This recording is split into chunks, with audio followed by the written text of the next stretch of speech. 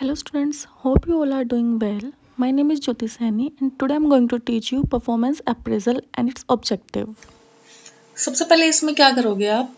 Performance appraisal helps an organisation to measure the current job performance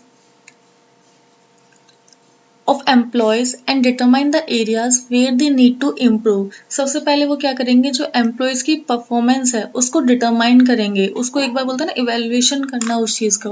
उसके बाद वो देखेंगे कि कौन कौन से एरियाज है जहाँ पर अभी भी वो लैग कर रहे हैं काम करने में, उनको इश्यूज आ रहे हैं और उनको इम्प्रूवमेंट की किस जगह पर नीड है। तो यहाँ पर उन्होंने ये चीज़ें की। Performance appraisal is one such mechanism that only helps an organisation to understand the abilities and competencies of its employees, but also motivates them for improving their current performance level. अब यहाँ पर क्या होगा, जो ये ऑर्गेनाइजेशंस है यहाँ पर वो सिर्फ उनकी एबिलिटीज और उनकी कॉम्पिटेंसीज को जानने के लिए ही हेल्प नहीं करता यहाँ पर परफॉर्मेंस अप्रेजल, बल्कि उनको मोटिवेट करने के लिए भी मोटिवेट भी करता है कि तुम्हें अपनी करंट परफॉर्मेंस के लेवल को इम्प्रूव कैसे करना है।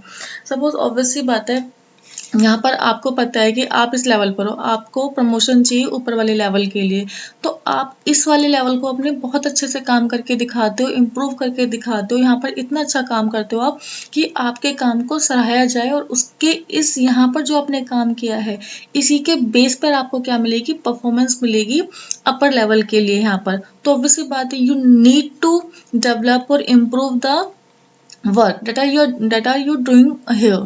तो यहाँ पर क्या होता है, it is a process of analysing the past performance and future potential of employees.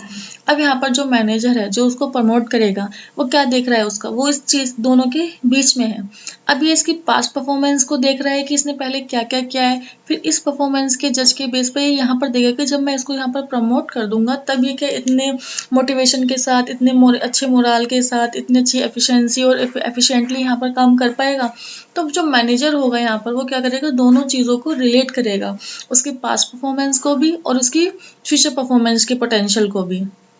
The performance of employees can be analyzed on the basis of various parameters. अब जो इसकी परफॉर्मेंस है ये एनालाइज करनी है, अब कौन कौन से इंडिकेटर्स होते हैं, कौन कौन से पैरामीटर्स होते हैं जिन पर आप एक एम्प्लॉय की परफॉर्मेंस को मेजर कर सकते हो। सच एज वो हार्डवर्क उसका, क्वांटिटी ऑफ आउटपुट प्रोड्यूस, वो कितना काम करके दे रहा है आपको per day, the quality of work done, वो काम करके दे रहा है, अगर वो एफिशिएंटली तो काम कर रहा है, एफिशिएंटली के साथ क्या वो इफेक्टिवली काम कर रहा है आपका।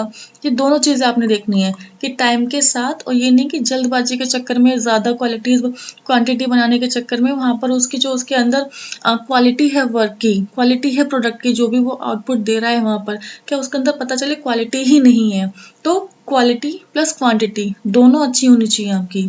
रिस्पॉन्सिबिलिटीज अंडरटेकन, कौन कौन सी रिस्पॉन्सिबिलिटीज को वो ले रहा है, इनिशिएटिव कितने ले रहा है, रेगुलरिटी कितनी है उसकी, पंचुअलिटी कितनी है। पता चले वो डिसकंटिन्यूटी बहुत होती है उसके काम के अंदर, कोई तरीके की पंचुअलिटी नहीं है। So these are kinds of parameters through on the basis of that you can just analyse the performance of employees.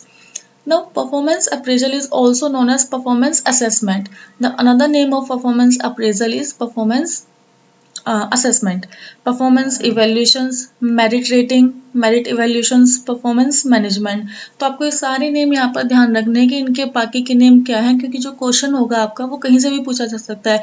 अगर आपको उसकी जगह परफॉर्मेंस अप्रेजल की जगह यहाँ पर परफॉर्मेंस इवेल्यूशन यहाँ पर लिख देंगे तो you should know that they are asking about the performance appraisal.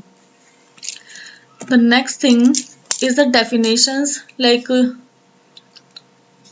performance appraisal is a systematic, periodic, and an impartial rating of an employee's excellence in the matter pertaining to his present job and potential for a better job। कि वही है आपका एक systematic और एक particular period पर आप क्या कर रहे हो, उसकी एक्सीलेंस को और उसके काम करने के तरीके को यहाँ पर जज कर रहे हो कि उसके यहाँ पर की प्रेजेंट जॉब पर वो किस तरीके से काम कर रहा है, यानी कि वो आने वाली अपर लेवल की जॉब का पोटेंशियल, उसके काम करने का तरीका हम कैसा होगा। आप एक यहाँ पर जजमेंट तैयार कर सकते हो उसके लिए। ना what are the objectives of the performance appraisal, आपको क्या नीड पड़ती है परफॉर्मेंस को अप्रेजल करने की, उनकी परफॉर्मेंस को रेटिंग देने की, इवेल्युएट करने की। तो फर्स्ट होता है आपका ट्रेनिंग एंड डेवलपमेंट नीड्स। जब आप उनकी परफॉर्मेंस को अप्रेजल कर रहे हो, इवेल्युएट कर रहे हो, तो आपको पता चलेगा कि उनके वीक पॉइंट्स कौन से हैं, उनकी स्ट्रेंथ पता चलेंगी, उनकी वीकनेस पता चलेंगी यहाँ पर। तो अब आपको वीकनेस पता चलेगी तो यहाँ पर आपको पता चलेगा कि गैप कहाँ पर है, ट्रेनिंग की नीड कौन से एरियाज पे है उनको, डेवलपमेंट की नीड्स कौन से एरियाज पर है उनको।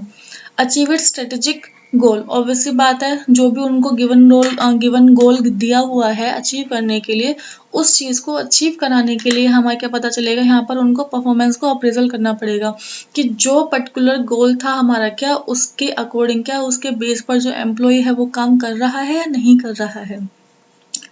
Focus on developing new skills of employees. अब यहाँ पर जो उनकी न्यू स्किल्स है यहाँ पर, क्योंकि ऑब्वियसली बात है अगर उनका हमें प्रमोशन करना है तो ऊपर लेवल पर दो तीन चीज़ें ऐसी होंगी या फिर काफ़ी सारी चीज़ें ऐसी होंगी जो उनके अभी इस लेवल पर उनको नहीं करनी पड़ती लेकिन आगे जाकर उनको करनी पड़ेंगी। तो ये चीज़ें अभी से ही उनके अंदर न्यू स्किल्स की डेवलपमेंट करते रहना, और न्यू स्किल्स इस तरीके से भी मिलेंगी आपको, इस रीज़न की वजह से भी मिलेंगी।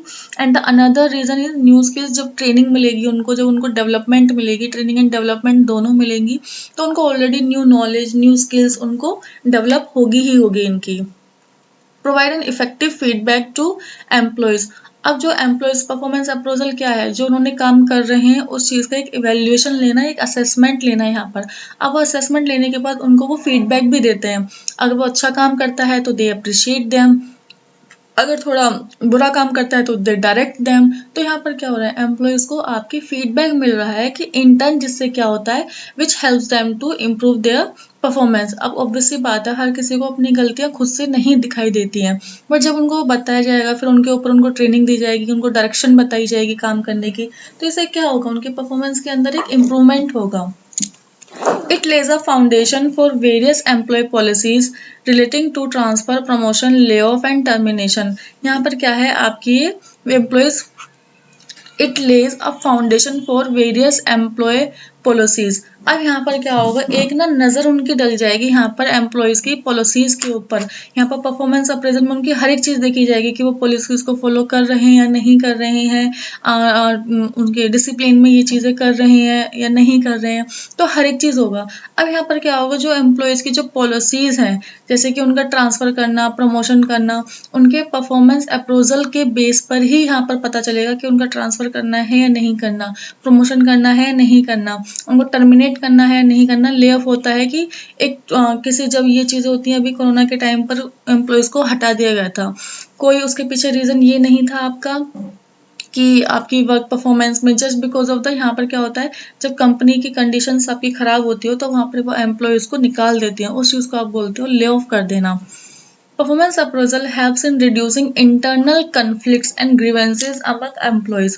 अब आपके क्या होंगे परफॉर्मेंस अप्रेजल की वजह से, जो एम्प्लॉयज़ के अंदर के जो इंटरनल कन्फ्लिक्ट्स हैं, उनके बीच के जो ग्रीवेंसेज हैं, वो आपके कम हो जाएंगे यहाँ पर। क्योंकि कम क्यों हो जाएंगे, क्योंकि इनको क्या दी जाएगी, इनको ट्रेनिंग दी जाएगी। ट्रेनिंग में मैंने आपको वही बताया, जब ट्रेनिंग दी जाती है तो सब लोगों को मिलाकर एक साथ दी जाती है, जिससे क्या होता है टीम वर्क बनता है, लोग आपस में बात करते हैं, जिनसे उनके जो कन्फ्लिक्ट्स होते हैं, डिस्प्यूट्स होते हैं, ग्रीवेंसेस होते हैं, वो सोल्व आउट होना स्टार्ट हो जाते हैं यहाँ पे, because they are talking right now.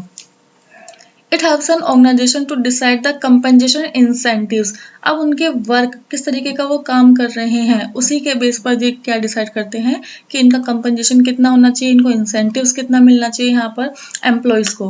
तो ये चीज़ें क्या होते हैं, these all are the kind of objectives of performance appraisal. So this is about today. If this video is pretty much helpful for you, then don't forget to like, comment, share and subscribe my channel. Thank you guys.